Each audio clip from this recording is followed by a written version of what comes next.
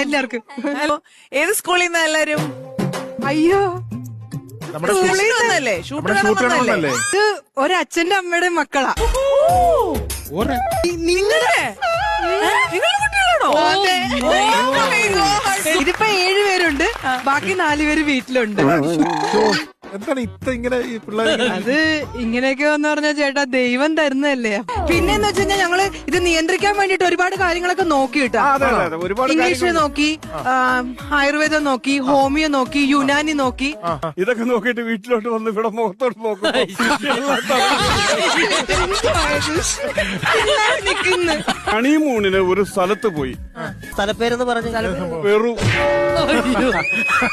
ഞങ്ങള് ഞങ്ങള് ഹണിമൂണിന് പെറുവിന് പോയി. പെറുവിൽ നിന്ന് തിരിച്ചിവിടെ വന്നപ്പോൾ ഇവള് ചറ പറ പെറുവ. എനിക്ക് ഒരു റെസ്റ്റും കിട്ടിയിട്ടില്ല. പിന്നെ അല്ല, പക്ഷെ നിങ്ങൾ വീട്ടിൽ നിന്ന് ഒന്ന് മാറി നിന്ന് നോക്കിക്കൂടായിരുന്നു.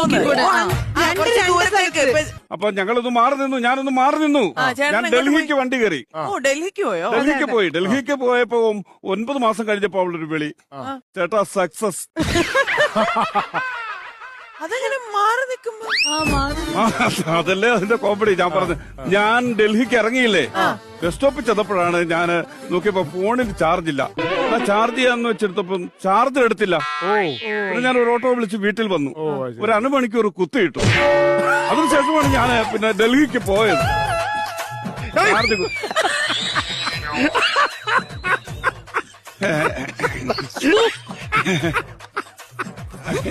ഇതെന്താണ് നമ്മളോരോ കാര്യങ്ങൾ ഞങ്ങളുടെ ജീവിതമായി പറയുന്നത്. നിങ്ങളിങ്ങനെ ചിരിക്കരുത് അല്ലേ? എത്ര മിനിറ്റാ കുത്തിയിട്ട്? 1/2 മണിക്കൂർ. 9 മാസം ഇവിടെ വന്നപ്പോ ഇരട്ട കുട്ടികൾ എന്ത് ചെയ്യുമെന്ന് പറഞ്ഞു. 1/2 മണിക്കൂർ കൊണ്ട്. എന്റെ അമ്മേ.